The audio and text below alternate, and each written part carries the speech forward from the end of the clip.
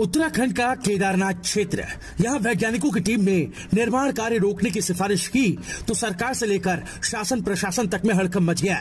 लेकिन वैज्ञानिकों के केदारनाथ धाम क्षेत्र में निर्माण कार्य को लेकर सरकार को आगाह करने का ये कोई नया मामला नहीं है। आपको बता दें कि केदारनाथ धाम में 2013 की जल प्रलय के बाद वैज्ञानिकों की टीम ने स्टडी के बाद जो रिपोर्ट तैयार की थी उसमें भी किसी बड़े निर्माण को न करने की सिफारिश की गई थी।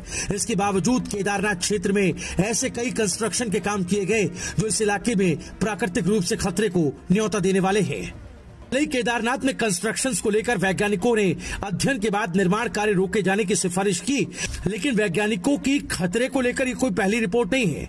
वाडिया इंस्टीट्यूट के वैज्ञानिक इससे पहले केदारनाथ क्षेत्र में साल 2013 की आपदा के बाद किए गए अध्ययन में अपनी रिपोर्ट सरकार को सौंप चुके हैं, जिसमें इस क्षेत्र में किसी बड़े निर्माण को न करने को लेकर आगाह किया गया था।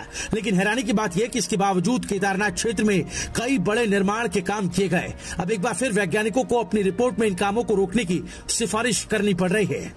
ईटीवी भारत वेबसाइट के हवाले से जानकारी मिली है कि वाडिया इंस्टीट्यूट के वरिष्ठ वैज्ञानिक रहे डीपी डोभाल बताते हैं कि उन्होंने इस पूरे क्षेत्र का अध्ययन आपदा के बाद किया था और इस दौरान उन्होंने पहले ही ये बात साफ कर दी थी कि इस इलाके में कई एक्टिव एवलांच होने के चलते एक बड़ा खतरा यहाँ बना हुआ है। यही नहीं, रिपोर्ट में इस क्षेत्र में किसी भी बड़े निर्माण को नहीं किए जाने की सिफारिश की गई थी।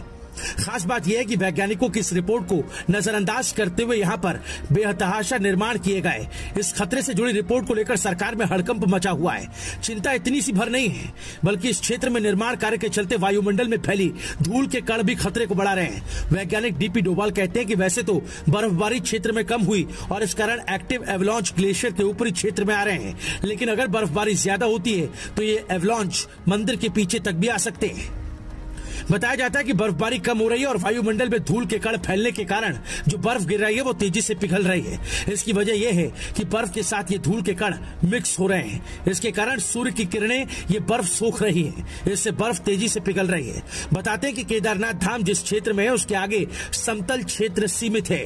इसके आगे पूरा इलाका एक ढलान के रूप में मौजूद है। ऐसे हालात में समतल क्षेत्र पर निर्माण का इस तरह का दबाव ज्यादा खतरा बन सकता है। Bureau report, रायशुमारी।